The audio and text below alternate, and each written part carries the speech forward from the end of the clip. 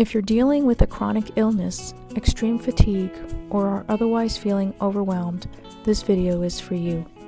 We'll be discussing the spoon theory and how it may help you get more done while preserving precious energy. A friend introduced me to the spoon theory when I was trying to describe to her and my doctors after becoming ill from toxic mold exposure how I felt as if I had, instead of a limited financial budget, a very tight energy budget, which wasn't quite enough to accomplish what I needed to each day, even sometimes very basic tasks. I've heard over and over from people who, after being exposed to toxic mold, could barely get out of bed, and I too had that same experience. The spoon theory was originally coined by Christine Miserandino as a way to explain the limited energy reserves she had dealing with lupus. Imagine that every morning you start with a certain number of spoons, representing units of energy. Many people have lots of spoons to work with, meaning they don't have to think twice about the energy they expend. But for those dealing with chronic conditions, or even just going through a particularly stressful time, spoons are a precious, limited resource. Everyday tasks like getting dressed, bathing, cooking a meal, etc. require giving up spoons, and that feeling of being utterly depleted can be an everyday reality. Some days you may have far fewer spoons than others due to flare-ups or increased fatigue. And as I've learned the hard way, overdrawing on energy can lead to increased symptoms and even lower energy in the days that follow. So how can the spoon theory help you, especially if you're feeling overwhelmed? First, it's about self-awareness. Recognizing that your spoons or energy are limited forces you to prioritize the tasks that are truly important. It also helps us to explain to others, including family and medical practitioners, what we're dealing with.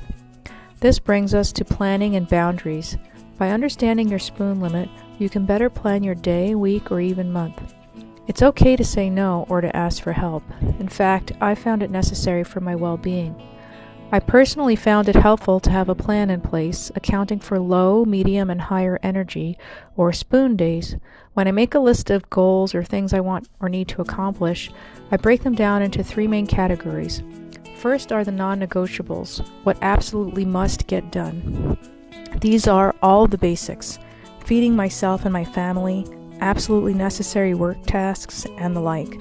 And the second category are the big goals, the one or few things that, if I could achieve them, would make the most difference in my life. In the third category is everything else, things I'd like to do, other big goals that I can look at after I accomplish my most important goals, and the like. Then, I often start my morning assessing how I feel and what type of energy budget I'm dealing with. On a low spoon day, I may only have the energy to do the first category, non-negotiable, absolutely necessaries. In that case, I prioritize those. If I can add in some lower energy tasks, like reading or listening to an educational course while resting, great. Otherwise, if all I can do is the bare minimum and rest, I give myself the grace to do so. On higher energy days, I'll focus on category 2. I'll break those goals into smaller ones and tackle them one at a time. For category 3, I leave that until I finished everything in category 1 and 2. Having this system laid out in advance removes the mental load of decision fatigue. It gives me permission to scale my daily expectations up or down without guilt based on the spoon realities I'm facing. There's also a productivity approach known as eliminate, automate, and delegate. The way I use it, within each category, I look at tasks I can either eliminate, automate, and/or delegate. For example, getting groceries is a non-negotiable. We all need to eat. But I don't necessarily need to make a trip to the store to do it. So I personally have delegated this task. I've subscribed to Walmart Plus and they deliver my groceries to my door. More and more stores offer this type of service. Part of this is also automated since I often order the same things online and reordering is pretty simple. I also use subscription services for certain things I need, so they arrive without my having to think about them. If delivery is not in your budget, you can also look at using a pickup service. Walmart and other stores offer this for free, where you can place an order online and then all you need to do is show up and they'll place the groceries in your car for you.